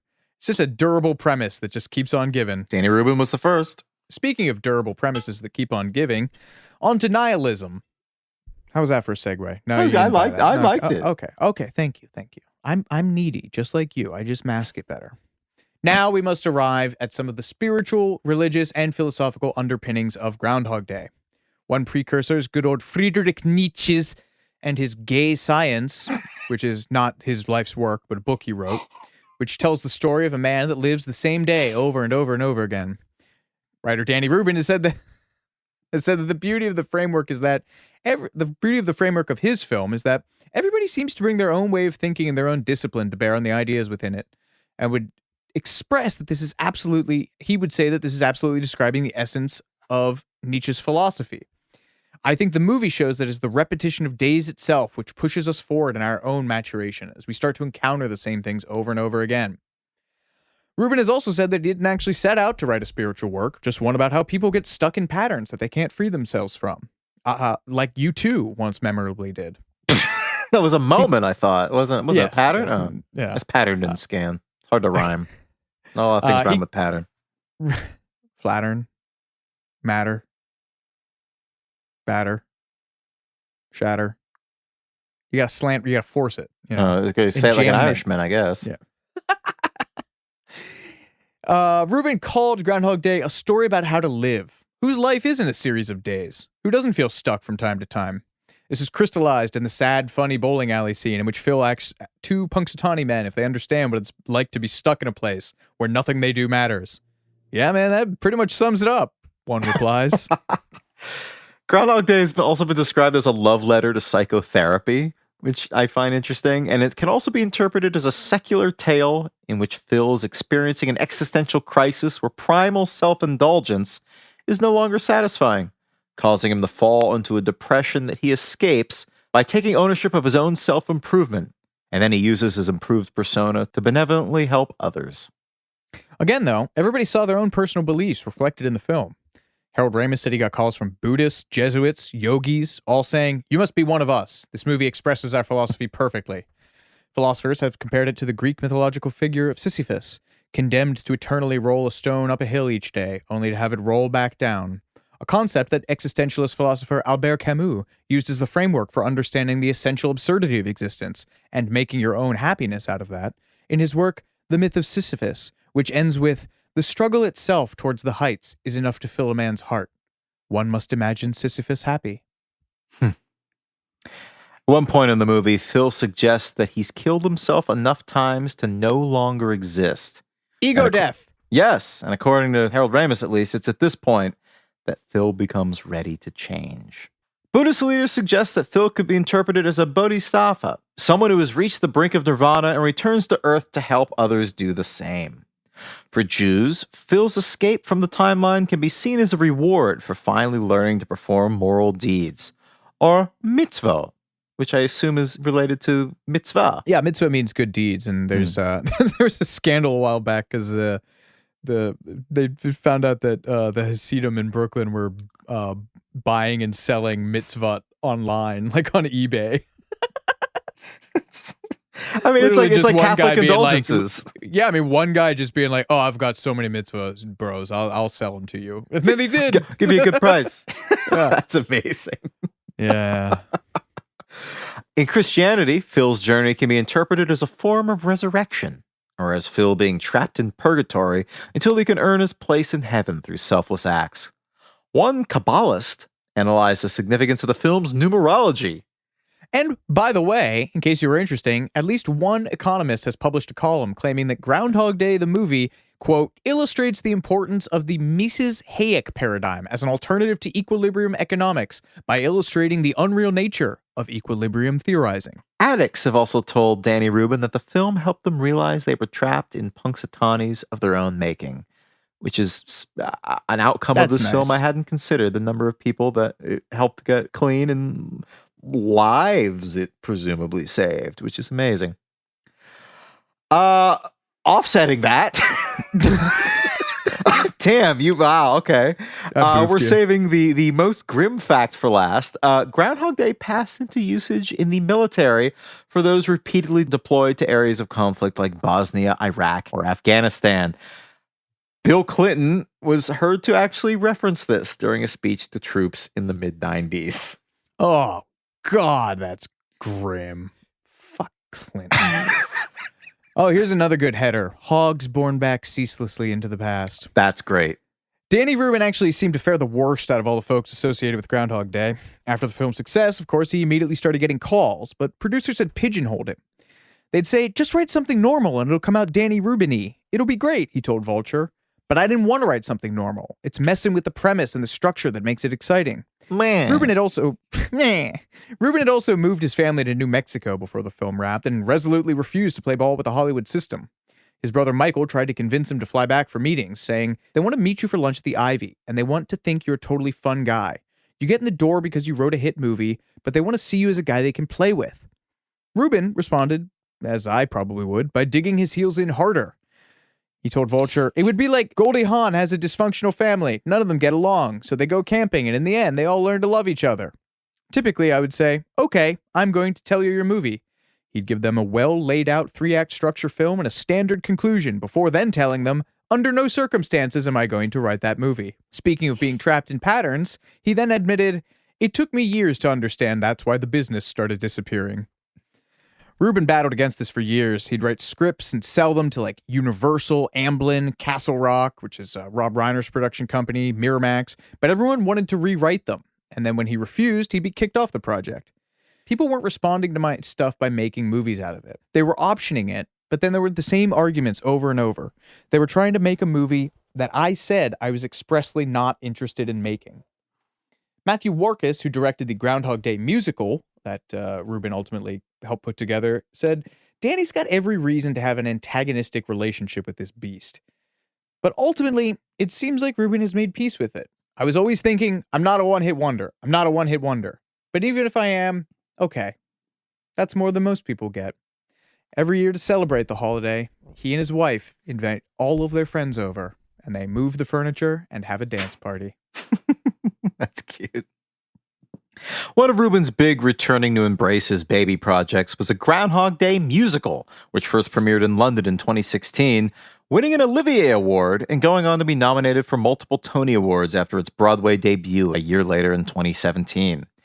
He did this partly because he wanted to work, and partly because a musical version of the film wasn't covered by the rights he'd signed over to Columbia. And Love that. Probably at this point needed some money. Stephen Sondheim expressed early interest, but ultimately it was realized by Matthew Warchus and Tim Minchin is a great British comedian. I thought that'd perk you up. Yeah. They approached Danny Rubin in 2012, fresh off the success of the Matilda musical.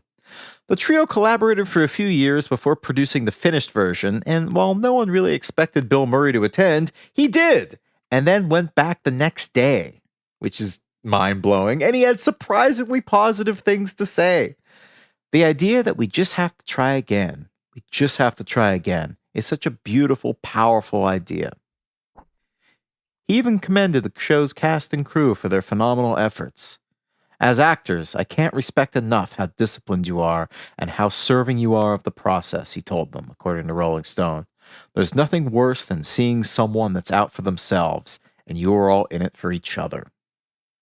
As far as a film sequel, Haney McDowell told The Hollywood Reporter, people always say, let's do Groundhog Day again, which would be a hilarious name for a Groundhog Day sequel, actually. Groundhog Day again. True. First of all, Bill Murray's never going to do it. True. So you can forget that. I know him. He's not going to do it. But in 2020, Bill Murray and some of the other cast members reprised their role for a Super Bowl commercial. Funnily enough, the big game also happened to fall on Groundhog Day.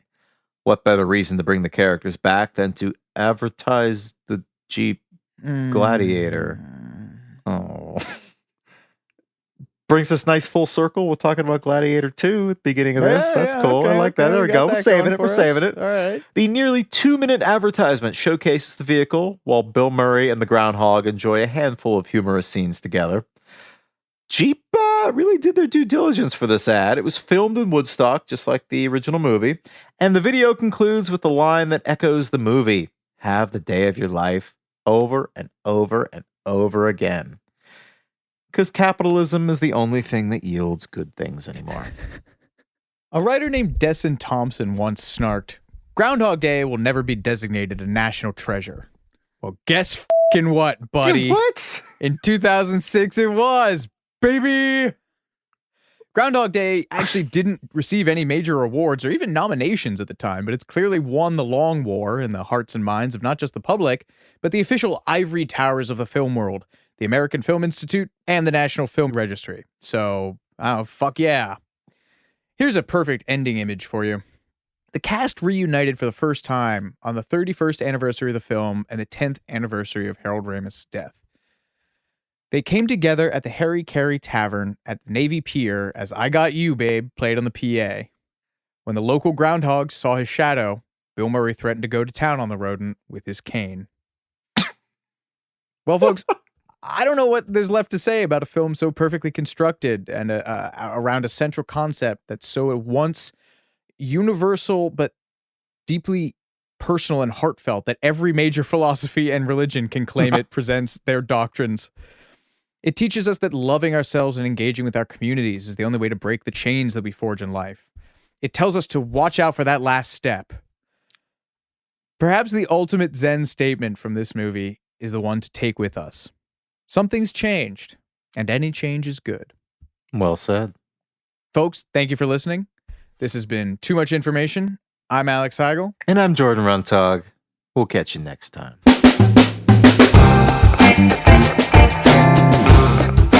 Too Much Information was a production of iHeartRadio. The show's executive producers are Noel Brown and Jordan Runtagh. The show's supervising producer is Michael Alder June. The show was researched, written, and hosted by Jordan Runtagh and Alex Heigl. With original music by Seth Applebaum and the Ghost Funk Orchestra. If you like what you heard, please subscribe and leave us a review. For more podcasts on iHeartRadio, visit the iHeartRadio app, Apple Podcasts, or wherever you listen to your favorite shows.